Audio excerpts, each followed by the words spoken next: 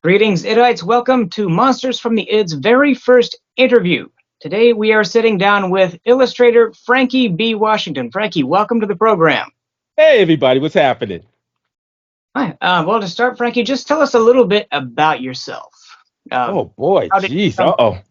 Just, It looks like I'm going to be dragging some ears. Well, ooh, first off, I've been in the art industry for 30 years. I originally, well, I grew up in Boston, and as a young kid, I was enamored by a lot of the animation as well as the comic books that I saw growing up as a child of the 70s and 80s. And a lot of it was a lot of escapism kind of stuff, just stuff that was just so bizarre, so strange, but so wonderful. Like there was no restraint in the sense of the creativity of a lot of these stories and things like that. And so I was heavily influenced by that. As I was going through school, going to middle school into high school and stuff like that, I had a lot of teachers who saw that I had this natural gift of drawing, and so they really pushed for me to like maybe consider going into art as a career. Now, at this point, I had grown up. No one was really talking about like, yeah, I'm gonna go be an artist and that you can actually make a living doing it. They were like, yeah, you should probably the army or sports or something like that. But real. they really, yeah, exactly. And so what happened was, I'm just very fortunate that my teachers got me into various programs that were helping me to show me that yes, there is a career as an illustrator, technically a commercial illustrator, which is also another term as like a contractor. But you have to be able to dedicate yourself to it. You got to be passionate about it, and then you can make your way through it. So lo and behold, I was in some various programs while I was in high school. I was able to get a scholarship, and then they said, okay, now you got the scholarship. Where do you want to go? I actually was approached by a couple of different colleges. The Joe Kubert School in New Jersey actually contacted me for comic books because they were like, "Oh wow, you look like you're really into comic books and stuff like that." And I was like, "Yeah," but I didn't want to leave Massachusetts. I didn't want to leave Boston, Massachusetts. I was very fearful. I was like, I don't know anybody there, that kind of thing. So I started looking for schools that were around, and then the big school in Boston would have been Mass College of Art, but their program sort of geared towards something that I was just like, well, I don't know if that's something that could really you know, would I be able to make a living, like money out there as a commercial illustrator? And I wasn't sure. So then this final school, the school came up called Butera School of Art. They do not exist any longer, unfortunately. But they were this small school located on Beacon Street. And I remember going in, and they said my teacher, who ended up being one of my mentors, who I ended up working with when I went professional, his name was Charlie Banks, and he was sitting across on the table. He looked at me and he said, "All right, kid, let me see what you got." And I put my stuff. I was all nervous. He said, "All right." He said, "Okay." He said, "Well," he said, "I just want to let you know that in this school, we expect artists to learn so that they can work, that they're gonna make a living. That means you're gonna know how to be able to present yourself, how to sell yourself to a potential client, and then the client in turn will be able to hire you to do a specific job. If you are the kind of artist who does not believe in that kind of way of doing stuff, then by all means you can leave." And I was like, "Nope, I'm still sitting here." And then I ended up I went to Butera School of Art, and it was a fantastic. It was a 3-year school, illustration. Graduated 2 years after, didn't find anything, and in that third year, something popped up, and it was like this new production company, movie production company, needed a storyboard artist, and so I got the gig. It was a part-time gig because I was still working. I was doing security. I had pretty much been working doing security. I'd always been working various jobs, but security was a job that if I had not gone the way of art, that would have probably been I would have probably went the route of a professional security officer kind of thing. I would have Mm. elevated up to that level because I was good at it. I was really good, but I just had a lot of people who were on my side who were like, "Look, you got this gift. Utilize this gift. Don't let this gift be wasted. Don't be, when you reach the age of 60 or 70, saying you got regrets." And I'm so fortunate. I know a lot of people sometimes don't have people in their lives, just strangers, people out there who are just really kind of rooting for you. But I was very fortunate to have people who were just right there in my ear, motivating me to go on this path, to take that leap. And I did. I took the leap and I didn't look back. And then I learned the ways. I got into animation. I worked a stint doing storyboards, um, as well as concept art for an animation studio that is closed now called Olive Jar Animation. And then I did some movie stuff. And then the big one for me was when I got into advertising. Once I got into the world of advertising, whew, that was a learning experience like none other. I wish every artist out there had the ability to work. Like when I got into it, they still had studios. If they could work in advertising, advertising is a learning lesson. I don't think people understand the amount of work that goes in an ad that you see on TV, how powerful. There's a lot of different pieces to help sell a concept to Yeah. you, the consumer. It's mind blowing. I remember entering into it and I just didn't, I was like, oh my God, I never knew. Like meetings, going to meetings where people are dissecting a word, a saying, just to be able to present this story to you in this few seconds that you see on a TV, or a few seconds that you're listening to a radio. And all of a sudden, a person's going to decide whether or not they're going to buy something. That right there was the most amazing thing that ever happened to me in my life. I was exposed to professionals. That my schooling did not end. My schooling continued, even through animation, even through working in film and that production kind of level. But it also continued in advertising. Advertising, I was just around all these people who were extremely intelligent, extremely talented, and I'm just this kid who's just like soaking up everything. Come to a meeting. Come on, Frank. Let's go to a meeting. Walking with creative and art directors, creative directors, art directors. Go to a meeting, drawing sketches, hearing how they're laying out stuff, and then I'm picking up certain things which I've now utilized years later. Yeah. So There is a lot of the learning process never ends. yes, yes, It and it doesn't end shouldn't. with school. I'm a teacher. I tell my students, Yep, learning yep. does not end with school. It continues for your entire life. Yes, And it, but you have to be open, and I think that's the thing. I think that sometimes with school, people think that school should be this thing where it's like, oh, it's just lesson. Somebody's going to give me this hard lesson. I'm going to sit in there dozing off. No, no, no, no. Lessons come through experience as well. It's just you could be sitting across from somebody who's done some stuff. I think that's always been my greatest strength is that I love meeting people. I love engaging with people. I would talk to anybody.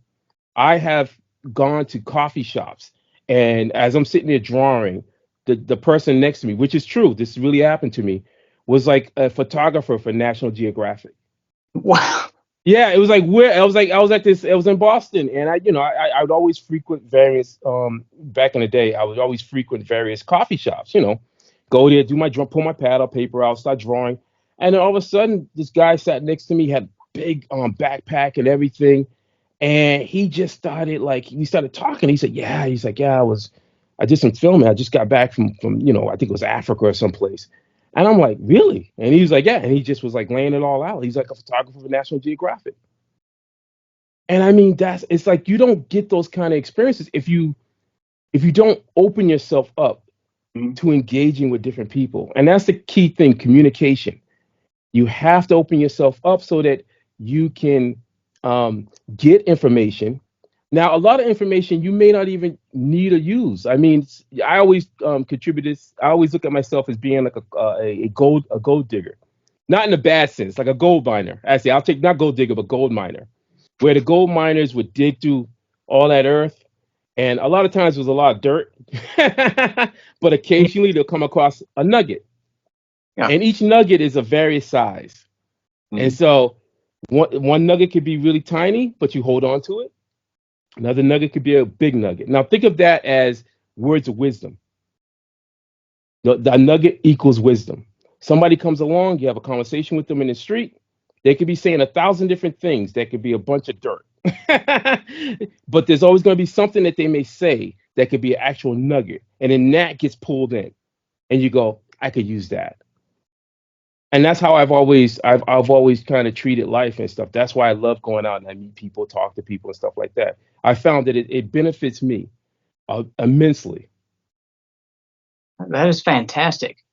Going back to the beginning, what would you say were some of the more like some of the more profound influences when you first started becoming interested in art and in pursuing art? What were the bigger influences or the better memories, like from comics, from animation, and so Oh on? wow. Oh, I mean, well, I got to meet my hero. And before he passed away, his name was Herb Trimpe.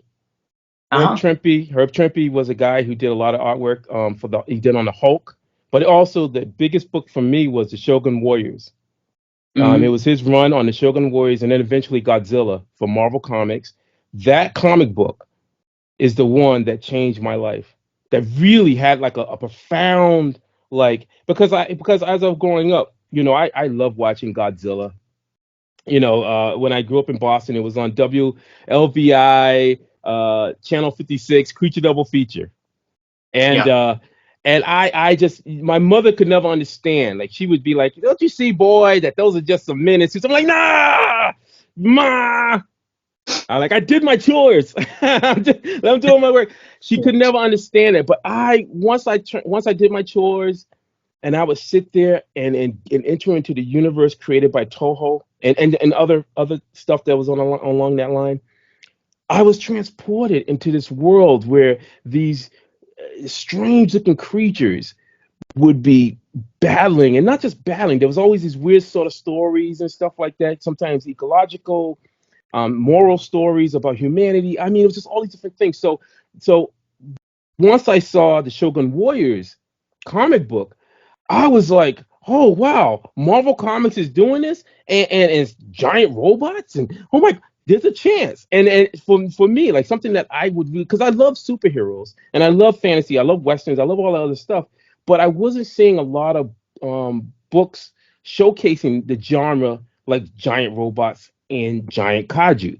I just hadn't been seeing a lot of that, and so when I saw that, especially from Marvel Comics, that was like it just changed my life. So that started me on the path, and then after that was like Go Nage. I hope I'm saying it right. Go Nage's, Mazinga Z, a lot of the super robots from Japan. Again, that's part of the Shogun Warriors when Mattel brought them over. That stuff, and then and some of the stories. I was able to eventually get some manga. I mean, got into an anime club years later when I was in high school.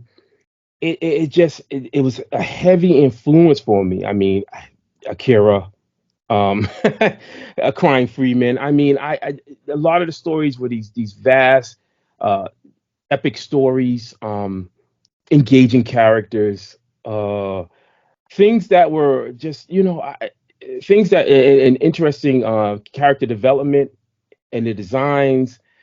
Those are the stuff that really I was like, I want to do. That was if I was gonna say a dream. My dream was to actually go to Japan and then be somebody who concepts monsters. That was the. I remember after seeing like that kind of stuff, I was like, I want to go there and I want to design suits, and then they'll wear my suits, that kind of thing. So it evolved. I mean, as you're a young kid, your mind is just bubbling with all kind of different possibilities.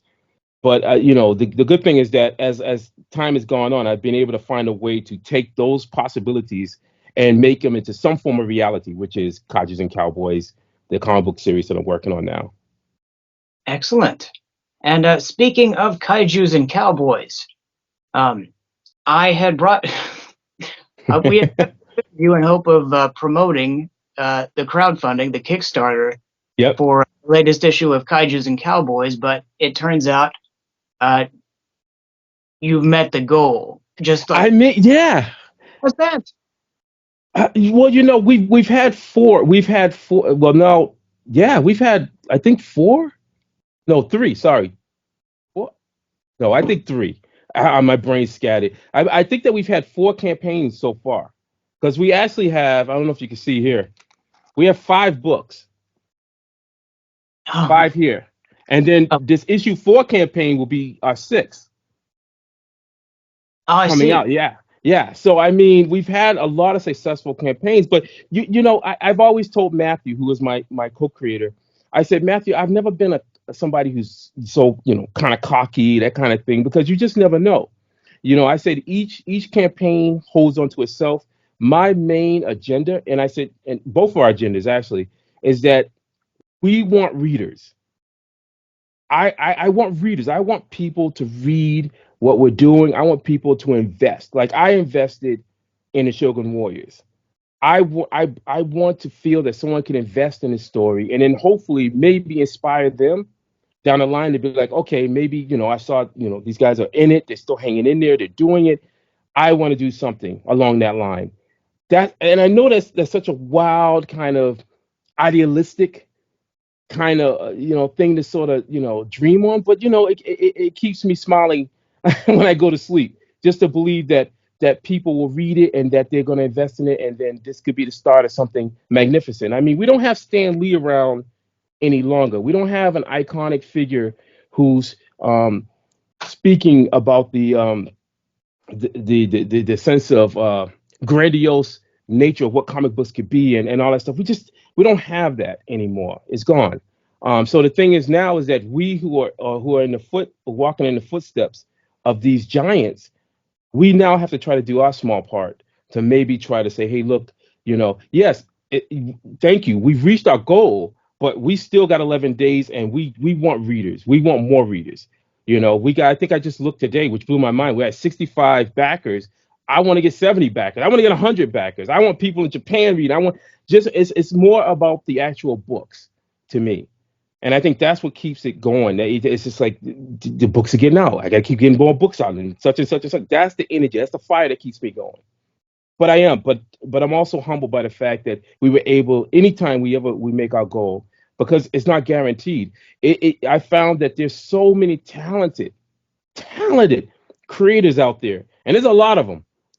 And for the readers, they have to kind of sort of piecemeal. I mean, I'm one of them. I actually invest in crowdfunding comic books as well. And so we all have to kind of piecemeal which ones we really want to sort of invest in. And so I do understand that where we're at. I mean, but with that said, we have to try to do what we can to try to get out there to say, hey, look, guys, we've been around. We make sure to get our books out once the campaigns have ended. Matthew, who is a wizard of distribution, we tend to get our books out. We try to give at least a 3-month window if we can to immediately try to get stuff out to folks, because that's important. And folks, they respond by posting that the books have come out. They'll sometimes put pics up. It helps us. It's just this whole ecosystem just recycling itself, you know. And I like, and that's what I feel is the core of what comic books are about, especially the indie market of comic books. Well, speaking further about kaijus and cowboys, Hmm. I have the first couple of issues, and Nice. yeah, and you mentioned earlier in films seeing themes of like moral, maybe ecological, uh, Yep. some kind of ethical implication for this wild story going on, and Hmm.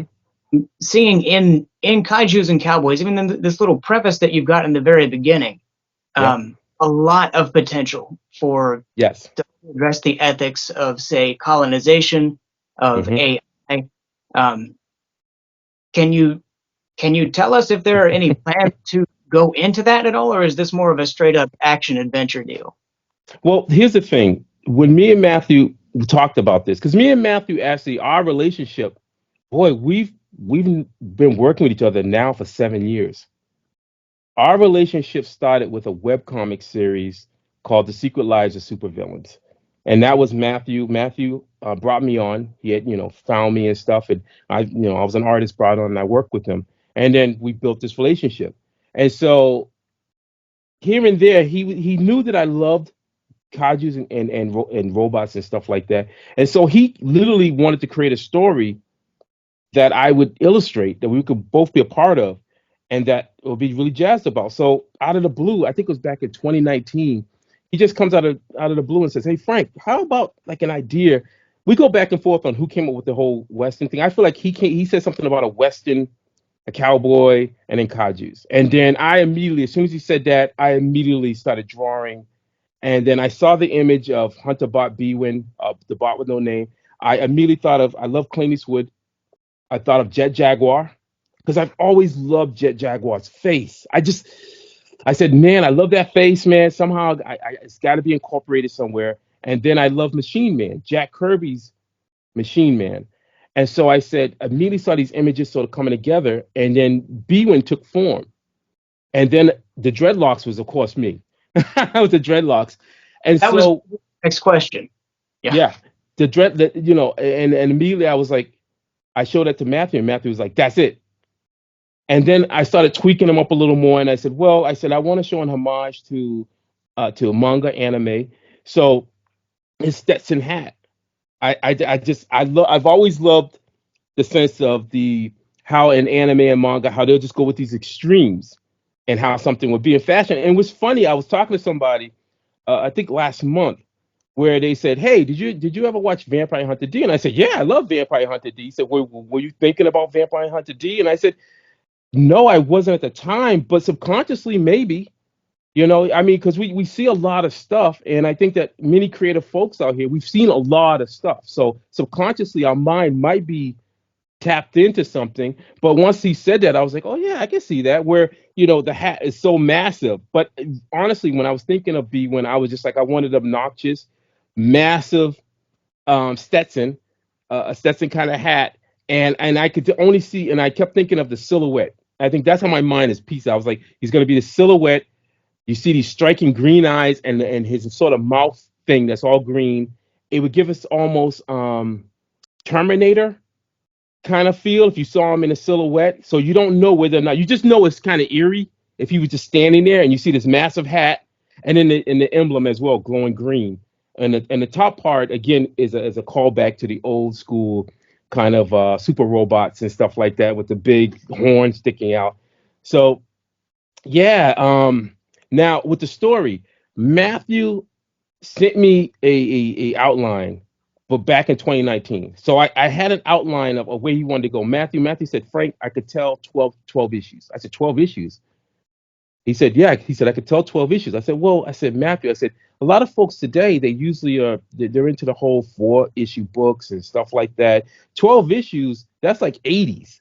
That's like the 80s maxi series, that kind of stuff. And I said, are you sure? And he said, yeah, Frank, I think I could do 12 issues. He said, why don't we do this, Frank? He said, so that we don't, bog ourselves down. We'll do 12 issues. And if people really like it, then we'll plan on for the next stage to see whether or not this will be a continuation and whatever. But he said, but our main mission is that we got to get to those 12 issues. So I kind of like that because that gave us a sort of something to work towards. That's what sort of keeps us kind of, you go 12 issues, 12 issues. It's not like when you say, well, I'm just going to do this run and you just don't know if you're going to complete the run. I've seen a lot of people. I even tried that with an earlier book I did with a person called Robot Garakamatsu, and it was a failure. We failed because we put something out and we weren't ready to really commit ourselves. So the thing is, by giving yourself this sort of number, like this sort of marker point, you now have something that's tangible that you can actually possibly that you can achieve. Not even possibly. It's like a marathon. Can you run the Boston Marathon? If you know it's 27 miles, I think it's 27 miles, then you go, okay, it's 27 miles. If I get to this marker, all right, I got another mile to go. And so you have something to work up to. And so that's what we're doing. Now, Matthew sent me the outline. I personally don't know. I've always understood that things change. So Matthew, for each script that he sends me per issue, I am shocked and surprised by a lot of the stuff that he sends me, which I love. I can tell you this is that there definitely is. He's leading up to something that's going to be. How can I say this? I guess I would say it would be ecological. There'll be some ecological things in there, but also, yeah. I mean, yeah. It's hard to really say. I can't really say too much because again, we're trying to do that old school form of long form storytelling, and I feel like that's something that's been kind of missing with a lot of things. Even now, like we look at Netflix and we look at a lot of these shows where people binge watch stuff. Yeah. And instead of the fact of piecemealing it out, like, if you piecemeal out something like a soap opera, I remember back in the day, hey, I'm guilty. I watched some soap operas back in the day. And it was really nice because it was almost like you were forced to kind of wait, your anticipation, a build up and stuff like that. And and Understand. it, and yeah, and you know, like with comic books back in the day, you had to wait. It'd be like monthly. You go, oh man, did you see what happened? Oh, I can't wait. And you're counting the time, and then finally you get it and you read it. Ah! So we're really trying to harken back to that Bronze Age style of storytelling and experience. I think that that's something that I think the newer generation hasn't really experienced. I think they're slowly starting to get some of it because you're starting to see programming now. I've seen some shows now where they're starting to take that format where they're like, okay, you got to come back next week to see the rest. So I think And it's a great formula to say. So I can say that more ecological stuff's going to happen. I already love the fact that people are saying that Kaijus and Cowboys isn't just a Western because as you see more stuff coming out, Bwin represents the Western trope. So many of the way stuff is has a Western trope, but there's other pieces of it that push more into the sci-fi element. So yeah, it's I'm definitely a ride. glad to hear you say that, and also about more longer form storytelling. Yes, Uh, Today, people's attention spans are disintegrating. We are yes, getting way too used to instant gratification, and yes, instead of having to wait for something and having something to look forward to. yes, yes. Yeah, Consuming everything. one Yep. sit, like you have to wait, and you have Yes. to. But that builds anticipation, and that's. I think that's good for the soul.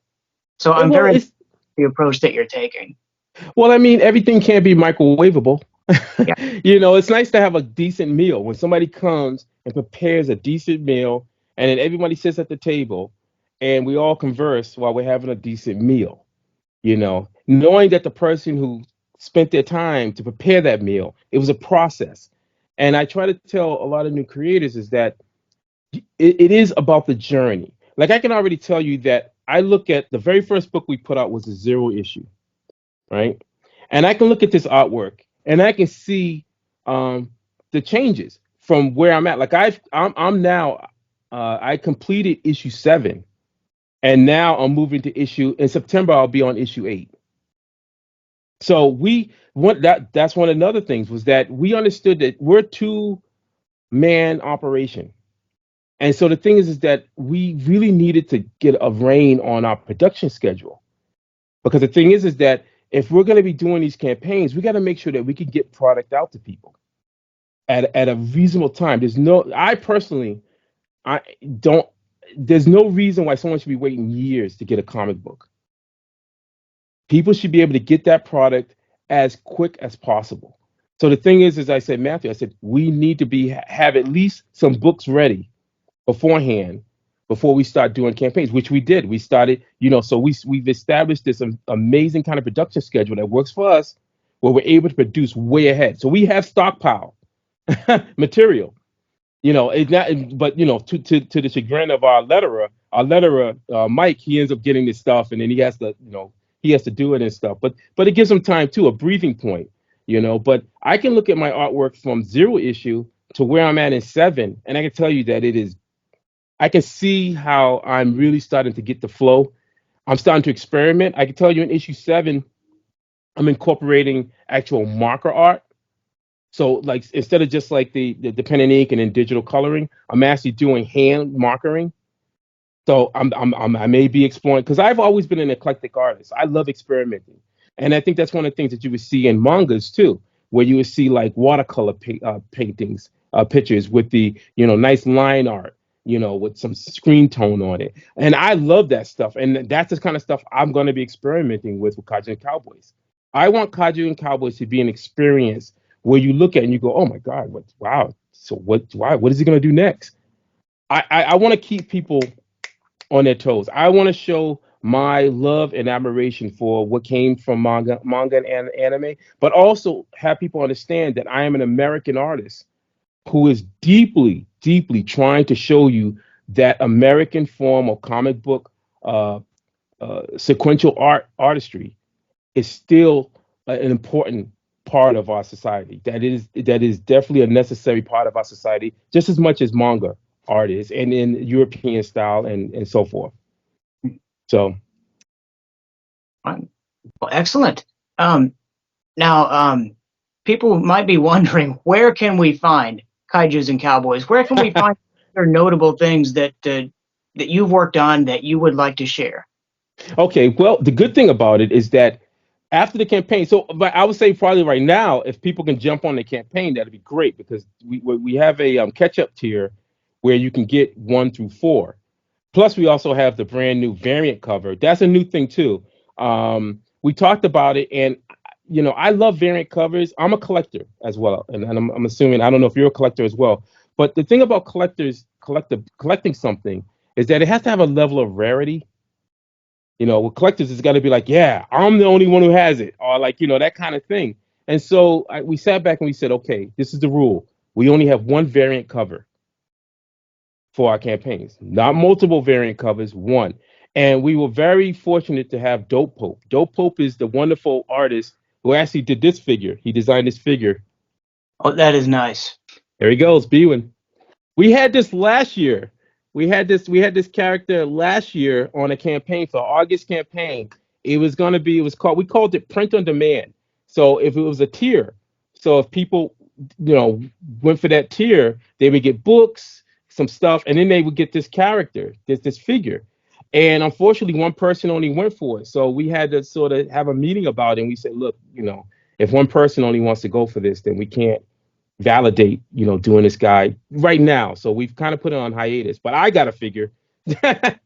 So yeah, this is, he did a fantastic job. So then I talked to him and I said, hey man, I said, would you be interested in, doing a cover? Right? No, actually he did. He asked. Sorry about that. He asked me. And I said, well, can you send me your work? Because I've only known you from your sculpture stuff, and you do great renderings, but I'd like to see what you can do for a variant cover.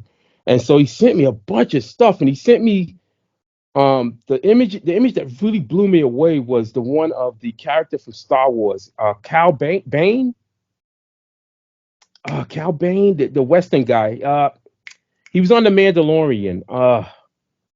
He's like a Clint Eastwood kind of, is a bounty hunter kind of guy. But he did this image of him, and I said, dude, I want to see Bwin. Can you do Bwin? And so me and him went back and forth, and I sort of laid things out for him, and he did a phenomenal job. So he's going to be our variant cover guy, and and people really love that style and stuff like that. So we have that on our campaign right now. But if you go on the campaign, you can get all those issues plus possibly the variant. Now, the thing is that we also have books available on Indie Planet, and Indie Planet you can get 1, 2, and 3. But those comic books will be different than the ones that we have in campaigns, just because the campaigns are very special, and people go on the campaigns, they're getting something that's very unique and special onto that campaign. So once you go on Indie Planet, if you want to get the online one, you're going to get a much more scaled down kind of comic book. Same pages and stuff, but we may take out some of the extra fluff and whatever, because it's going to be for the regular kind of regular folks out there. We also have some digital comic books on Global Comics as well. Okay. Well, And I will include links in the description. Everyone, awesome. you can use in the description if you want to find any of the stuff that we've been talking about. But And folks can find me too. I just want to say, Frankie B. Washington. You can find me online. Just do a Google search. You can see all the fun stuff that I've done. And by all means, for any young artists out there, if you're interested, please contact me. Shoot if you are going to send me a DM, say, hey, how you doing, Frankie or Mr. Washington, whatever. Say, hey, how you doing? I'm an artist. Let me know a little bit about you. Just don't say hi. Don't just say hi. Just say how you be like, hey, Miss, Frankie, I saw your thing, whatever. I'm an artist, and then we'll take it from there. I love chatting with people. I will keep it real with you because I think it's important that it won't do me, it won't do anyone any good if I'm just sitting up there just giving you puffs of smoke and all this stuff. I believe in that being real with people and telling them about it helps them to understand that it's hard work. It can be a business. It can be fun. It is fun, but it's also a business and stuff like that. And I do want you to succeed. I want to see the next generation of artists come out. I want them to be better than what we are today. So there you go. All right. Well, Frankie, thank you very much for joining me today. Thank you, Tyler. Thank you, and to all the Idites who happen to be watching, I hope that you will look into this, that you will look into other independent art and independent Yes. artists, Yes. and just support as much as you can. Art makes the world a much richer place for all of us. Oh, yes. When that art involves kaijus and cowboys, but I think we all owe it to ourselves to chip in. So Yeah. thank you once again for joining me, and I hope to talk to you again soon. And congratulations on the show. Thank you. Yeah, I think this is great. I mean, just real quick before you leave, what motivated you to do this? I love monsters. Ah, yay! Right on, man. Yes. I love monsters, and I wanted to find an outlet for that passion. Nice. And here I am. It's a learning process. Awesome. This is the first interview that I've done, obviously. Awesome. So thank you so much for being a part of this. Thank you so much. And we'll be chatting again. Our next campaign is in August. All right. Well, all right. Forward to doing that. Fantastic. And thank you so much, and best of luck in all your endeavors. Thank you so much. And the same to you as well. Take care. Thank you.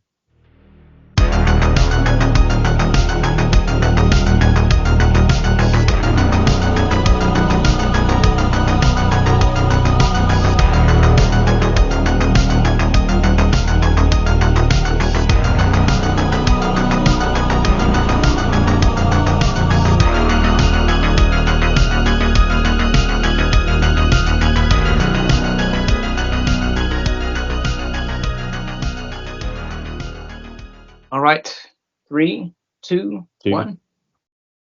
Greetings, Idites. Welcome to Monster.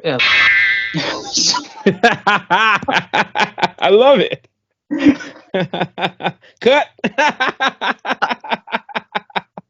Yeah, we've got time to edit now, so it's okay. Yeah, that's great. Scene number 125.